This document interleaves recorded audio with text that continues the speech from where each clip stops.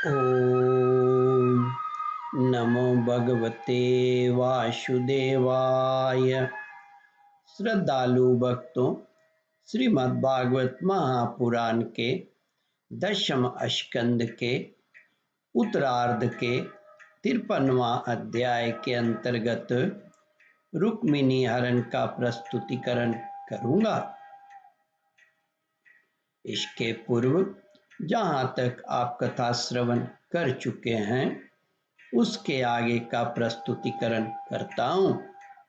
श्री सुखदेव जी कहते हैं, परीक्षित, इसी प्रकार चेदी नरेश राजा दमघोष ने भी अपने पुत्र शिशुपाल के लिए मंत्रज्ञ ब्राह्मणों से अपने पुत्र के विवाह संबंधी मंगल कृत कराए। इसके बाद वे मद चुआते हुए हाथियों, सोने की मालाओं से सजाए हुए रथों, पैदलों तथा घुड़सवार की चतुरंगिनी सेना साथ लेकर कुंदिनपुर का रास्ता तय करते हुए पहुंचे।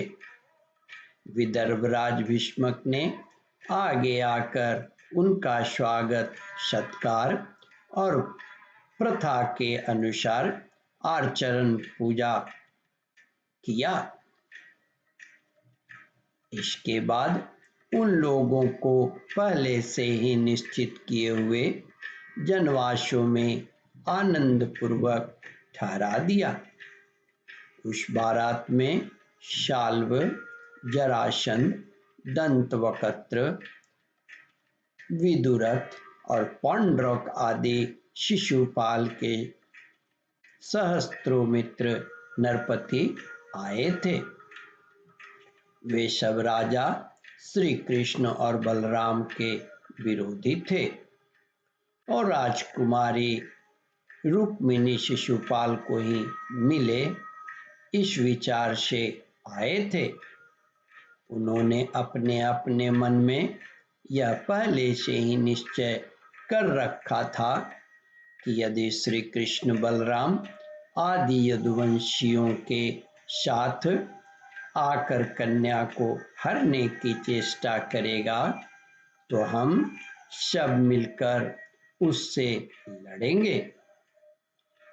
कहीं यही कारण था कि उन राजाओं ने अपनी अपनी पूरी सेना और रथ, घोड़े, हाथी आदि भी अपने साथ ले आए थे।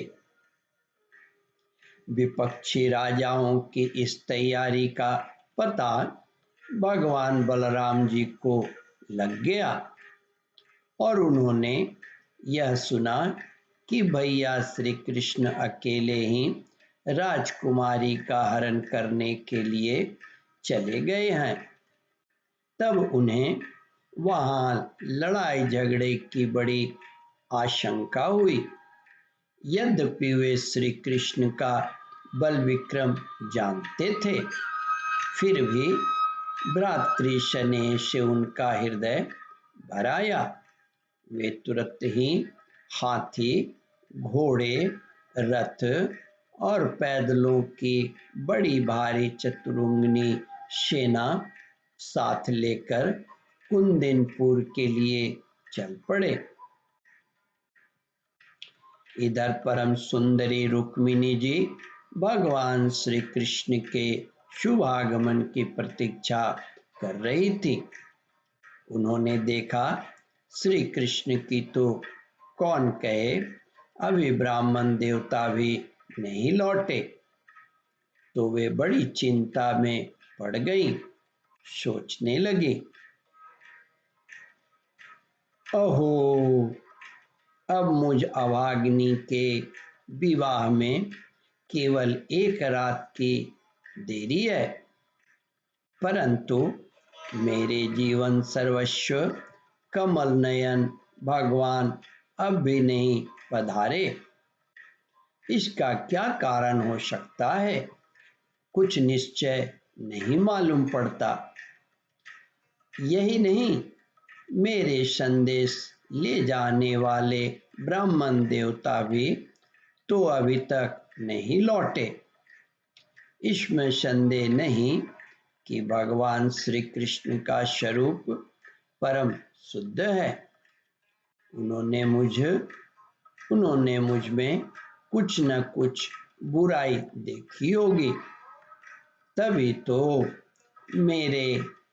तो मेरा हाथ पकड़ने के लिए, मुझे स्वीकार करने के लिए उद्यत होकर वे यहाँ नहीं पधारे हैं। ठीक है, मेरे भाग्य ही मंद हैं। विधाता और भगवान शंकर भी मेरे अनुकूल नहीं जान पड़ते। यह भी संभव है कि रुद्र पत्नी गिरिजा कुमारी सती पार्वती जी मुझसे अप्रसन्न हो। ओम परमात्मने नमः। श्रद्धालु भक्तों, इस कथा को ध्यान पूर्वक श्रवण मनन और इसका चिंतन करें। इस कथामृत का रसास्वादन अपने बंधु बांधवों को भी करावे। इस वीडियो को शेयर और सब्सक्राइब करें। ओम परमात्मने नमः।